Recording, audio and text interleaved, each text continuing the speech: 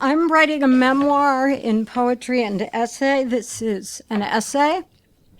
It's called My Incredible Shrinking.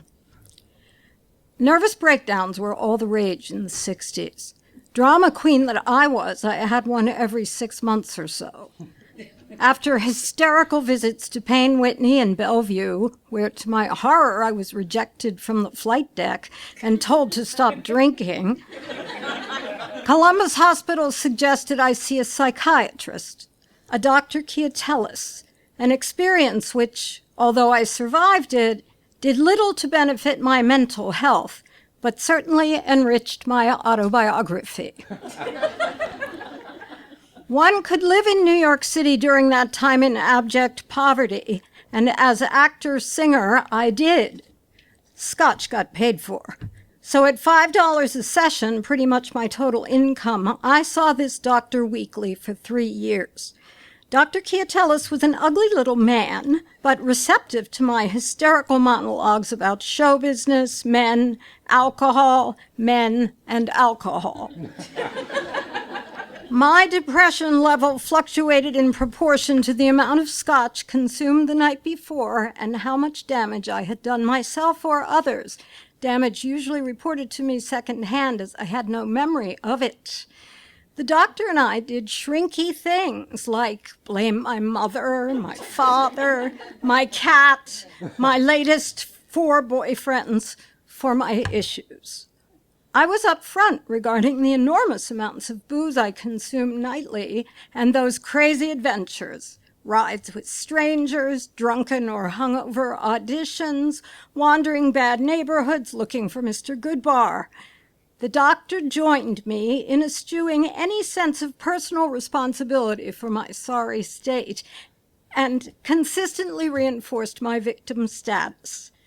Best of all, although he sometimes encouraged me to cut down on my drinking, he saw it only as a symptom of my sorry state. Blackouts, he counseled, were the result of repression of painful memories and events. After we called these up, I would stop having sex with everyone I met, stop teetering on windowsills and climbing into garbage cans, and stop calling friends in far-off places in the middle of the night, sobbing and threatening suicide. Calls usually reported to me by those friends months later, finally forgiving enough to make sure I was still alive. One day, the doctor announced that the hospital was eliminating mental health treatment and suggested I begin sessions at his office, 2 blocks from my village apartment. I was so ill, he said, that he would treat me for nothing. I was so ill that I missed the bright scarlet flag waving before my bleary eyes. The doctor's office was professional, as was he at first. We processed, and he listened with rapt attention. After a few sessions, sex became the main topic. Had I been with women? Had I been in threesomes? What sort of kinkiness and role-playing was I into? Was I always drunk? I answered all with delight, being neither shy nor modest, having drowned the value system I was raised with in booze long before. Next, a huge bottle of Johnny Walker appeared on the good doctor's desk. I salivated. He said he brought it specially for me because he needed to observe me drunk if he was to continue to help me. I said, great, and we got trashed and silly. He asked me how I would feel about having sex with him. I said, or slurred in blonde ferocity, absolutely not, that would be immoral and unethical. It would be for observational purposes, he insisted. I refused. After all, I had standards. Besides, I wasn't attracted. The bottle showed up at every session, and you guessed it, that tough moral fiber of mine caved. I felt curiously detached from the experience, but not in a dissociative way, more like I'd rather be dusting.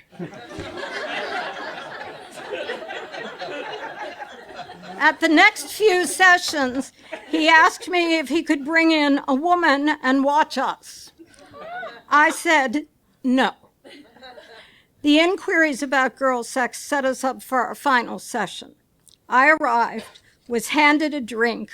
We therapized. I had a drink, and then he said he had a surprise for me. He left the room, and I had a drink. What happened next stunned me sober. The door opened, and there was the doctor, adorned in long black wig, opera hose, heels, and nothing else. He minced into the room, sat down at his desk, and continued the session. I peered cautiously over the rim of my cocktail glass, wondering if I was having an alcoholic hallucination. DTs had finally crossed the line into wet-brainedness. Hairy legs, bewigged face, grotesque, and hilarious. I could barely contain myself.